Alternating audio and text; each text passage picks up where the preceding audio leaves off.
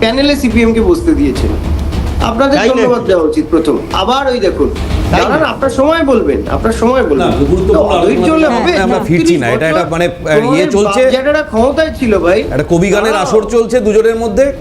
34 বছর বাপ জ্যাঠারা ক্ষমতায় ছিল, আমরা ধৈর্য ধরে আন্দোলন করেছি। এত এত এত অধৈর্য হয়ে পড়ো না। না প্লিজ, আমি একটু টপিকে থাকার চেষ্টা করি প্লিজ।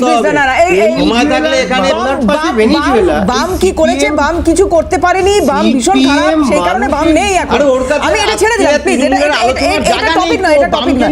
প্লিজ প্লিজ প্লিজ, শ্রমিক ভট্টাচার্যকে বামপন্থীদের ভোট তলান্নিতে ঠেকেছে, তাই শ্রমিক ভট্টাচার্য বামপন্থীদের ভোট ছেড়ে দিয়েছে। এবার পরিবর্তনের পরের বাংলা, আমি সেটা নিয়ে একটু কথা বলি প্লিজ। হ্যাঁ সুদীপ, আমি বলছি আপনি দিতে বলছেন, তার বাংলার রাজনীতি, সেই রাজনৈতিক দল আগে তাদের রেলিভেন্স প্রমাণ করুন।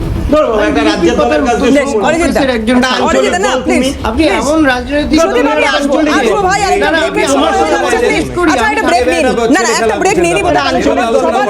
একটু গুছিয়ে নিতে সুবিধা হবে। দ্রুত বিরতির পর ফিরছি, সঙ্গে থাকুন। ফিরে এলাম বিরতির পর। এই উত্তপ্ত হয়ে গেছিল পরিস্থিতি, যাক ব্রেকের পরে একটু চাটা খেয়ে একটু ঠান্ডা হয়ে সবাই, আমি একটু অরিজিৎদার কাছে আসবো। অরিজিৎদা, দিল্লি অবধি এই যে গতকালই মমতা বন্দ্যোপাধ্যায় বলে দিয়েছিলেন যে আজকে উনি পথে নামছেন, এবং দিল্লি অবধি যে এটার আঁচ পড়বে সেটা তো স্বাভাবিক, বলার অপেক্ষা রাখে না। আজকে দেখেছি আমরা সেই ছবিগুলো কি চলেছে সেখানে। ওখানে গিয়ে অভিযোগ করেছেন পুলিশের বিরুদ্ধে। যাই হোক, কিন্তু কথা হচ্ছে যে এই এত কিছুর পরে একটা পলিটিক্যাল মাইলেজের জায়গা নিয়েও সবাই প্রশ্ন তুলছেন। কোন দিকে তাহলে পাল্লাটা ভারী হলো, কি মনে হচ্ছে? দেখুন, পলিটিক্যাল মাইলেজের কথা বলার আগে যেটা মনে হয় যে পশ্চিমবঙ্গের আর কিছু না হোক, পলিটিক্যাল যে স্ট্যাচার সেটা ভারতবর্ষের সামনে কালকে ধূলিসাৎ হয়ে গেছে। এটা নিয়ে কোনো সন্দেহের জায়গা নেই যে এইভাবে একজন মুখ্যমন্ত্রীকে ফাইল টেনে নিয়ে দৌড়াতে, এভাবে আঁকড়ে ধরে ভারতবর্ষের আগে দেখেনি।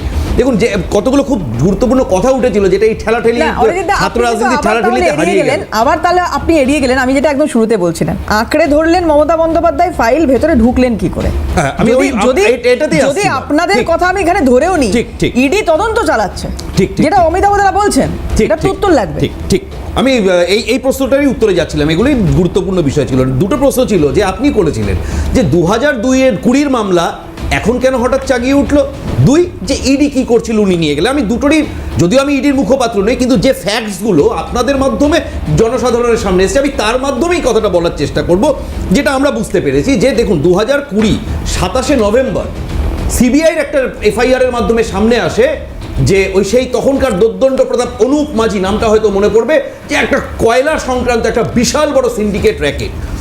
2020 পর যখন দেখা গেল যে লক্ষ লক্ষ কোটি টাকা কয়লার পাচারে উঠছে, ধীরে ধীরে তার সূত্র ধরে ইডির কেস ফাইল হলো পিএমএলএতে, এবং ধীরে ধীরে তার পরের বছর নীরজ সিং, তার পরের বছর রত্নেশ ভার্মা, দীপক আগরওয়াল, শাকম্ভরি গ্রুপ, নামগুলো যদি দর্শকদের মনে পড়ে একে একে, যেগুলো খবরের কাগজের পাতায় উঠে এসেছিল, ধীরে ধীরে জাল গোটাতে রিসেন্টলি যেটা বেরিয়ে এলো, এই শাকম্ভরি গ্রুপের মধ্যে এটা অ্যালিগেশন, যে তথ্যগুলো তদন্তে উঠে এসেছে যে এই শাকম্ভরি গ্রুপের মাধ্যমে এই যে নামগুলো বললাম, অনুপ মাঝি থেকে শুরু করে দীপক আগরওয়াল পর্যন্ত, একটা হিউজ টাকা, একটা যেটাকে বলে প্রসিডস অফ ক্রাইমস, পিওসি, এর একটা হিউজ টাকা 2021-এ গোয়া ইলেকশনে আইপ্যাকের মাধ্যমে বিভিন্ন ইভেন্টে ইনভেস্টেড হয়েছিল।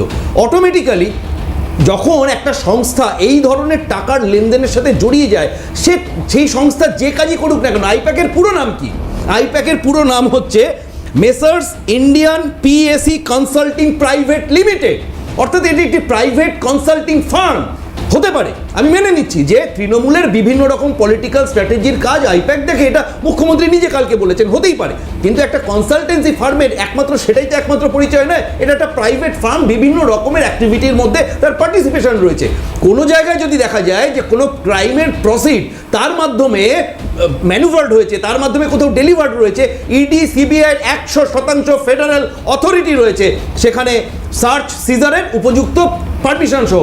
কালকে কি আমরা কেউ শুনলাম মমতা ব্যানার্জি কি একবারের জন্য বললো যে ইডির এই সার্চ আর সিজার করার কোনো অথরিটি নেই, পুরোটা আইনের বিরুদ্ধে? না, একবারও বলেননি। মমতা ব্যানার্জি কিন্তু একটা খুব গুরুত্বপূর্ণ কথা বলেছেন, যে কথাটার উত্তর আপনার দ্বিতীয় প্রশ্ন, যে ইডি, মমতা ব্যানার্জি যেমন উনি বললেন, আমাদের অমিতাভ বাবু, যে মমতা ব্যানার্জি ঢুকলেন নিয়ে বেরিয়ে এলেন, একটা টম অ্যান্ড জেরি খেলা, ব্যাপারটা তো দেখতে তো সেরকমই লেগেছে। কিন্তু আপনি যদি মমতা ব্যানার্জির কথা ফলো করেন, উনি কি বললেন, প্রথমে সিপি গেছিল, একজন ডিএসপি গেছিল, তা আমার মনে হয়েছিল ওখানে হয়তো কথা বলছে, এই একটু আগে আপনি দেখালেন উনি বললেন, আমি তারপর প্রতীককে ফোন করলাম, আমার মনে হলো সন্দেহজনক কিছু আছে।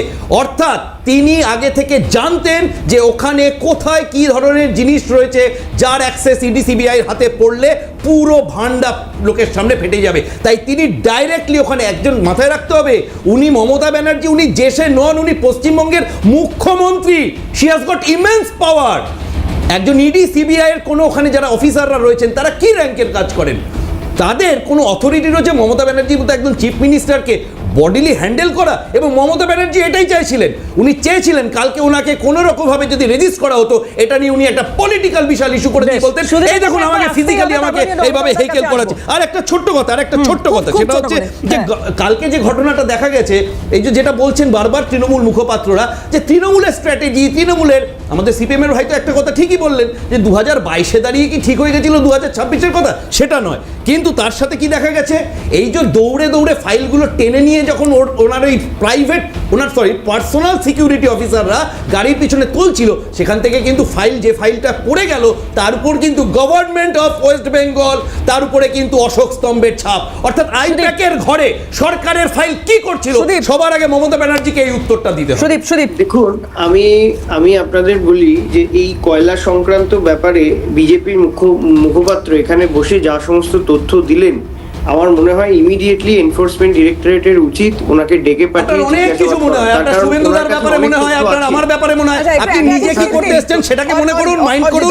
একটু একে একে শুনি প্লিজ। কত অন্যের চরকায় তেল দেবে, অরিজিৎ একটু শুনে নি। হ্যাঁ, ওনার যা তথ্য দিলেন, আপনি পড়াশোনা করেন না তাই তথ্য জানেন না। আরে ভাই, আপনি নেটটা সার্চ করুন না, পাবলিক ডোমেইনে अवेलेबल। খবরের কাগজ পড়েন, খবরের কাগজে তো পড়েন বলে মনে হয় না। দাদা আসবো আপনার কাছে। পিছিয়ে আছেন বলেই হতাশা, হ্যাঁ, দৌড়েছে কে কালকে? আপনার নেত্রী দৌড়েছে, রাস্তা দিয়ে ফাইল প্রাণ ভোমরা জড়িয়ে ধরে দৌড়েছে, কাঁদতে কাঁদতে